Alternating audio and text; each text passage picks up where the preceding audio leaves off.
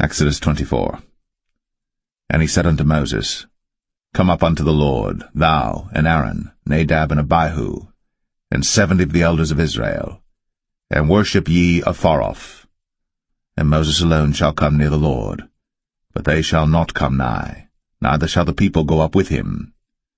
And Moses came, and told the people all the words of the Lord, and all the judgments, and all the people answered with one voice, and said, All the words which the Lord hath said will we do. And Moses wrote all the words of the Lord, and rose up early in the morning, and builded an altar under the hill, and 12 pillars according to the 12 tribes of Israel.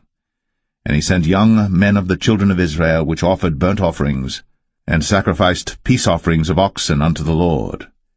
And Moses took half of the blood, and put it in basins, and half of the blood he sprinkled on the altar. And he took the book of the covenant, and read in the audience of the people, and they said, All that the Lord hath said will we do, and be obedient. And Moses took the blood, and sprinkled it on the people, and said, Behold, the blood of the covenant which the Lord hath made with you concerning all these words. Then went up Moses, and Aaron, Nadab, and Abihu, and 70 of the elders of Israel. And they saw the God of Israel. And there was under his feet, as it were, a paved work of a sapphire stone, and as it were the body of heaven in his clearness. And upon the nobles of the children of Israel he laid not his hand. Also they saw God, and did eat and drink. And the Lord said unto Moses, Come up to me into the mount, and be there. And I will give thee tables of stone, and a law and commandments which I have written, that thou mayest teach them. And Moses rose up, and his minister Joshua, and Moses went up into the mount of God. And he said unto the elders, Tarry ye here for us, until we come again unto you. And behold, Aaron and Hur are with you. If any man have any matters to do, let him come unto them. And Moses went up into the mount, and a cloud covered the mount. And the glory of the Lord abode upon Mount Sinai, and the cloud covered it 6 days. And the 7th day he called unto Moses out of the midst of the cloud. And the sight of the glory of the Lord was like devouring fire on the top of the mount in the eyes of the children of Israel. And Moses went into the midst of the cloud, and gat him up into the mount. And Moses was in the mount 40 days and 40 nights.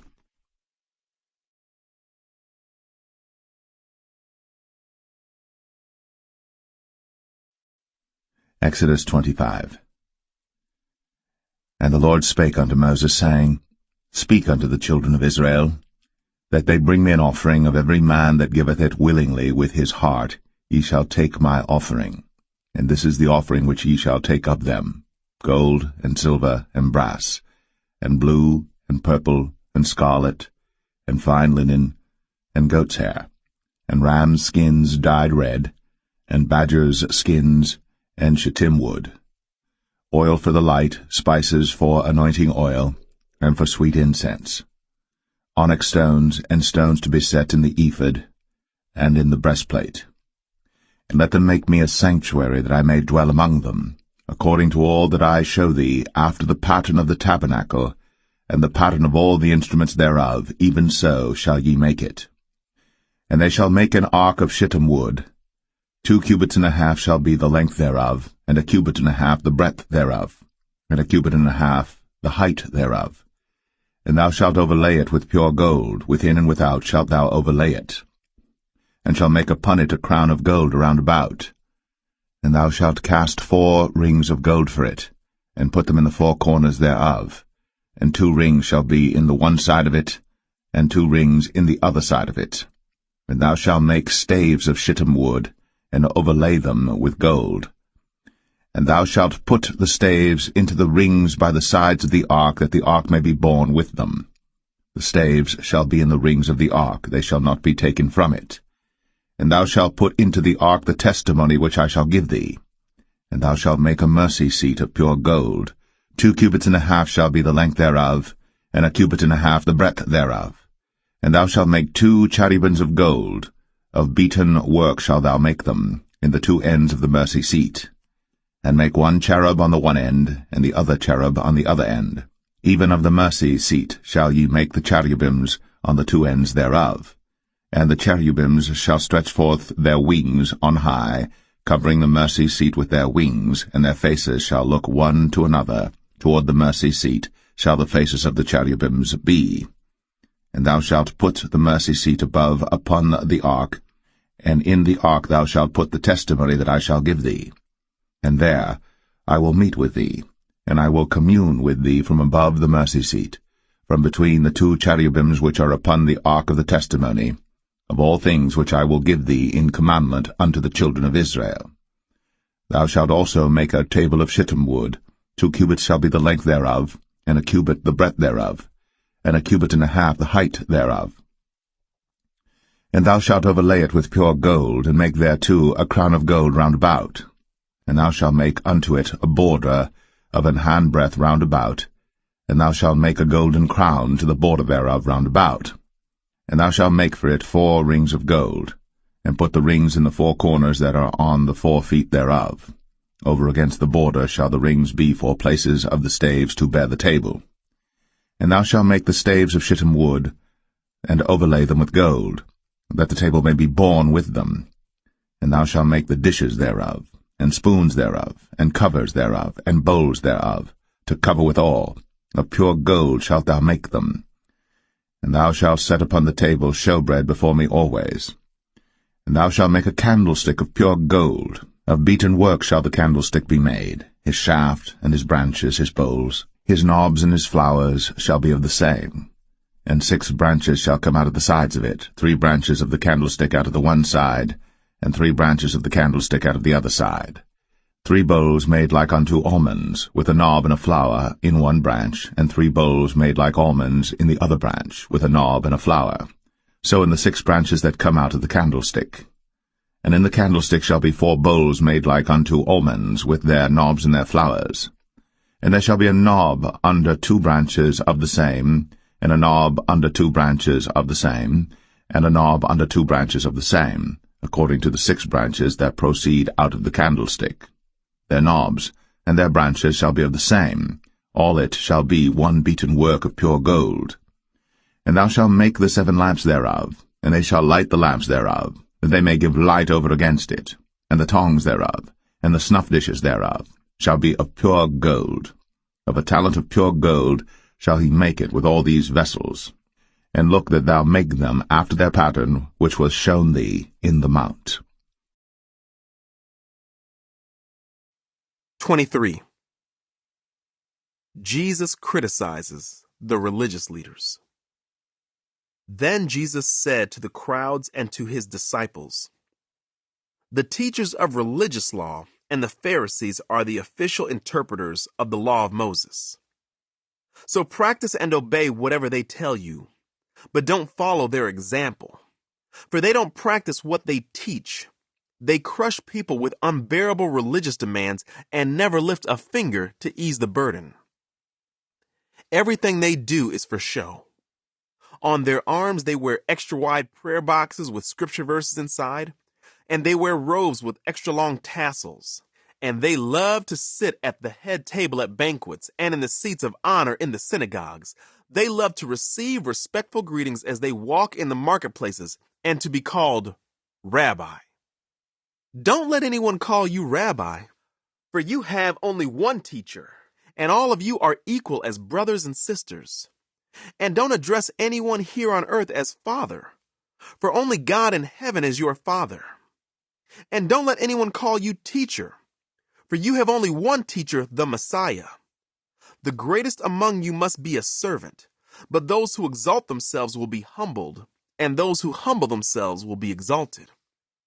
What sorrow awaits you teachers of religious law and you Pharisees, hypocrites! For you shut the door of the kingdom of heaven in people's faces. You won't go in yourselves, and you don't let others enter either. What sorrow awaits you teachers of religious law and you Pharisees, hypocrites! For you cross land and sea to make one convert, and then you turn that person into twice the child of hell you yourselves are.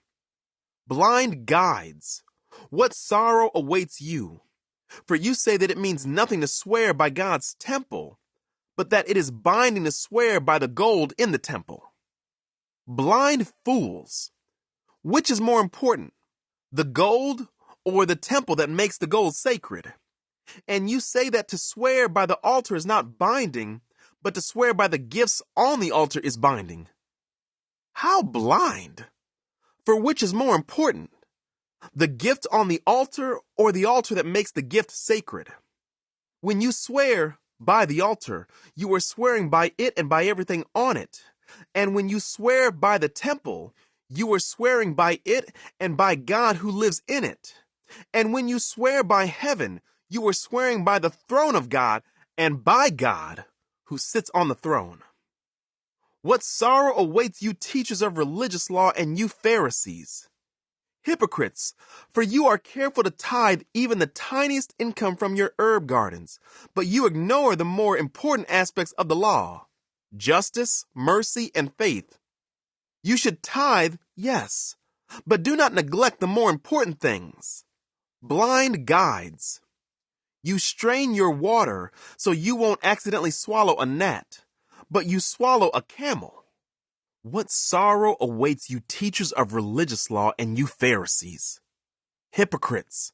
For you are so careful to clean the outside of the cup and the dish, but inside you are filthy, full of greed and self-indulgence. You blind Pharisee! First wash the inside of the cup and the dish, and then the outside will become clean too. What sorrow awaits you teachers of religious law and you Pharisees! Hypocrites! For you are like whitewashed tombs, beautiful on the outside but filled on the inside with dead people's bones and all sorts of impurity. Outwardly, you look like righteous people, but inwardly, your hearts are filled with hypocrisy and lawlessness. What sorrow awaits you teachers of religious law and you Pharisees! Hypocrites! For you build tombs for the prophets your ancestors killed, and you decorate the monuments of the godly people your ancestors destroyed. Then you say, if we had lived in the days of our ancestors, we would never have joined them in killing the prophets. But in saying that, you testify against yourselves that you are indeed the descendants of those who murdered the prophets. Go ahead and finish what your ancestors started. Snakes, sons of vipers, how will you escape the judgment of hell? Therefore I am sending you prophets and wise men, and teachers of religious law. But you will kill some by crucifixion, and you will flog others with whips in your synagogues, chasing them from city to city. As a result, you will be held responsible for the murder of all godly people of all time, from the murder of righteous Abel to the murder of Zechariah son of Berechiah, whom you killed in the temple between the sanctuary and the altar. I tell you the truth, this judgment will fall on this very generation. Jesus grieves over Jerusalem. O Jerusalem, Jerusalem, the city that kills the prophets and stones God's messengers. How often I have wanted to gather your children together, as a hen protects her chicks beneath her wings, but you wouldn't let me. And now look, your house is abandoned and desolate. For I tell you this, you will never see me again until you say, blessings on the one who comes in the name of the Lord. 24. Jesus speaks about the future.